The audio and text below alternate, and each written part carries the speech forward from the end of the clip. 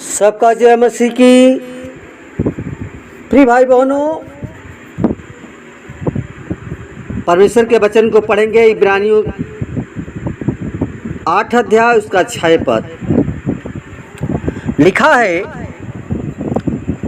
कि पर अब यीशु की और भी श्रेष्ठ सेवकाई प्राप्त हुई है, क्योंकि वह उस उत्तम वाचा का जो और भी उत्तम प्रतिज्ञाओं के आधार पर बांधी गई है, मध्यस्थ ठहरा। प्रियो, परमेश्वर ने इब्राहिम से कहा कि मैं अपने और तेरे बीच वाचा बांधूंगा और मैं तुझे अत्यंत बढ़ाऊंगा और तू कई जातियों का मूल पिता होगा।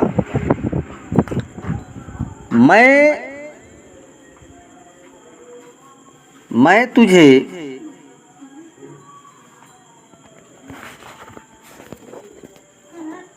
अत्यधिक फलवंत करूंगा। मैं तुझसे अनेक जातियां बनवाऊंगा और तुझे राजा उत्पन्न होंगे, तुझसे राजा उत्पन्न होंगे। मैं तेरा तथा तेरे पश्चात तेरे वंश का भी परमेश्वर ठहरूंगा। उत्पत्ति 17 का 5 और 8 पद में लिखा है। प्रियो, इसलिए प्रियो, वाचा दो पक्षों के बीच हुई संधि यानी समझौता है, और जिसे प्रियो हम परमेश्वर ने नूह के साथ जल प्रलय से पहले और बाद में वाचा बांधी, जो परमेश्वर के अनुग्रह में पहले होकर की गई। क्योंकि प्रियो, परमेश्वर ने नूह के साथ इस प्रतिज्ञा की वाचा बांधी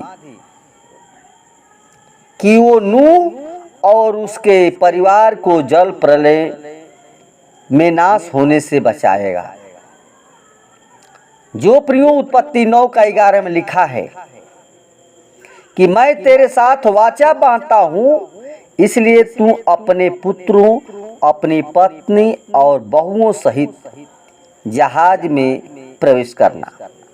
प्रियो, उत्पत्ति 9 का 13 पद में अगर पढ़ते हैं तो लिखा है कि मैं बादल में अपना धनुष रखता हूँ और यही पृथ्वी और मेरे मध्य वाचा का चिन्ह होगा। इसलिए प्रियो, परमेश्वर और नूह के बीच जो वाचा बांधी, उसका चिन्ह धनुष था। और अक्सर आसमान में प्रियो, धनुष तब दिखाई देता है जब बारिश थम जाती है। और परमेश्वर ने इब्राहिम से वाचा बांधी कि तेरे ही वंश के द्वारा संसार के समस्त कुल आशीष पाएंगे। पेट्रो काम 3 का 25 में लिखा है। और परमेश्वर ने अपनी वाचा का चिन्ह खतना दिया, यानी परमेश्वर ने उसे मूल पिता ठहराया, और वह वाचा यीशु मसीह में पूरी हुई।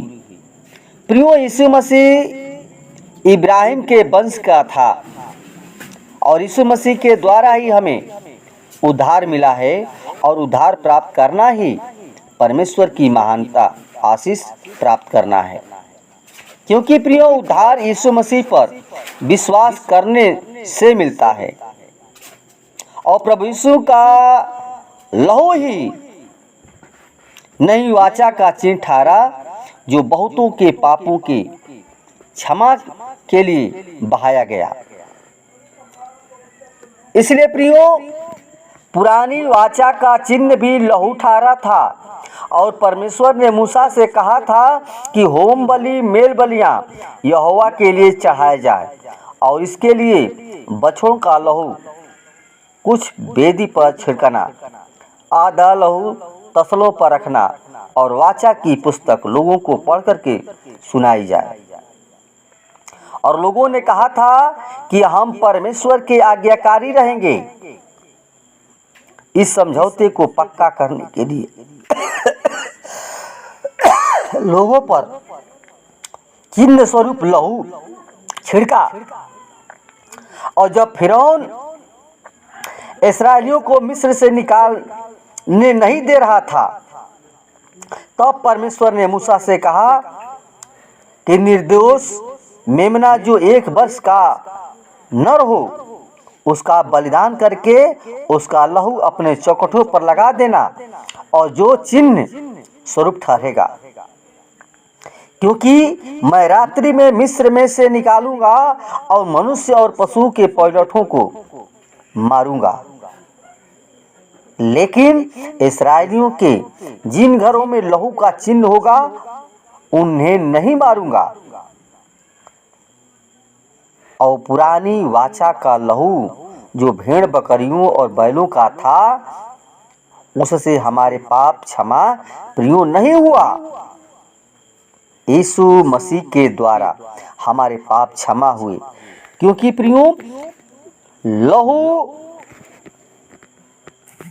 क्योंकि प्राण लहू में होता है और बिना लहू बहाए क्षमा प्राप्त नहीं होती है। और यीशु मसीह की लहू के द्वारा ही हम परमेश्वर के समीप आए, और वही हमारी वाचा का मध्यस्थ ठहरा। क्योंकि बाइबल बताती है इब्रानियों 9:15 में कि इसी कारण वह नई वाचा का मध्यस्थ है,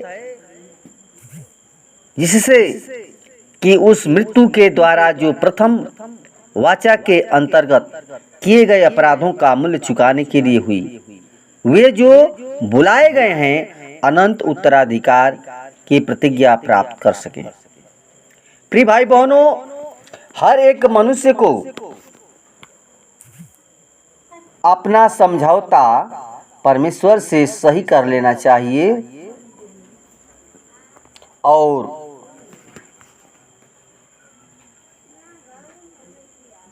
ये समझौता तभी हो सकता है जब मनुष्य यीशु मसीह के लहू द्वारा अपने अपने पापों को क्षमा प्राप्त कर ले। इसलिए प्रियो, परमेश्वर हमारा क्षमा करने वाला परमेश्वर है, और ये प्रियो हम सबों को परमेश्वर ने चिन्ह दिया है, तो उस चिन्ह यीशु मसीह है, और इस यीशु मसीह के द्वारा हमारा उद्धार हो सकता है। धन्यवाद। वचन के द्वारा परमेश्वर सबको आशीष प्रदान करे। आमीन, आमीन।